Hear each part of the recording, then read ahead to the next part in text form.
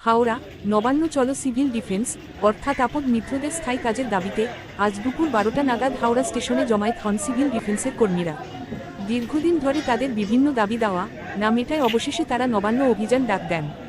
Howrah station থেকে মিছিল করে নবান্নের উদ্দেশ্যে রওনা দিলে হাওড়া তেলকল ঘাটের কাছে পুলিশ তাদের আটকে দেন।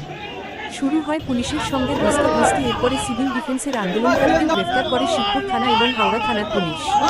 বিশাল পুলিশের কাছে বাধা পেয়ে অবশেষে নবান্ন যাওয়া বন্ধ হয়ে গেল। সকাল থেকে টানটান উত্তেজনা ছিল এই নবান্ন ঘেরাও অভিযান নিয়ে। তবে তারা জানিয়েছেন তাদের দাবি থামবেন না এবং এই দাবি তারা চালিয়ে যাবেন। একাধিক দাবি দেওয়া নিয়ে আজকে এই নবান্ন অভিযান ছিল সিভিল ডিফেন্স।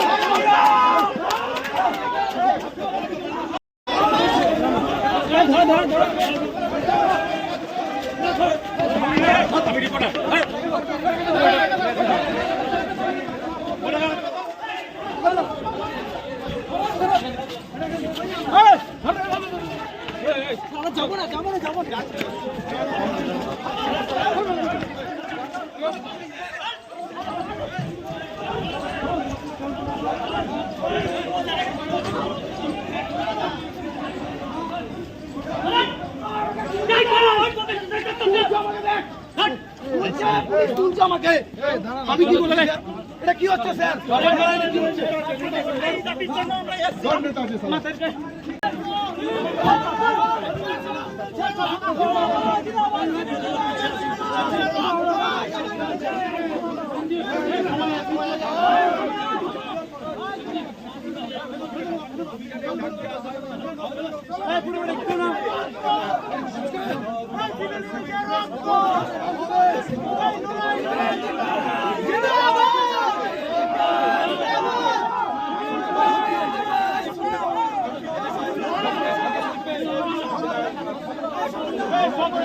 দিনের কাজ এবং 60 বছরের সুনিশ্চিতকরণ আজকে আমাদের দাবি নিয়ে আজকে আমরা নবান্ন অভিযান করেছিলাম। তো আপনারা দেখতেই পাচ্ছেন এখানে যে ব্যারিকেডটা দিয়ে দিয়েছে, যার কারণে আজকে আমরা সকলে উপস্থিত। আমাদের উদ্দিটা যে আছে না, পুলিশের ইউনিফর্মও সেম, তো এখানে পার্থক্যটা কিছু নেই। ওনারা ডিএ থেকে সব কিছুই পান, আর আমাদের কি হয় দিনে দিনে 600 টাকা ইনকাম, মানে দিনে 600 টাকা ভাতা, আর হচ্ছে আপনার কোনোদিন কাজ হলে আমাদের টাকা দেয়, না হলে দেয় না। এই হচ্ছে আমাদের কাজ। তো আমাদের ইউনিফর্মটা লাগিয়ে আমাদের সরকারের প্রশাসনের সঙ্গে কাজে লাগায়।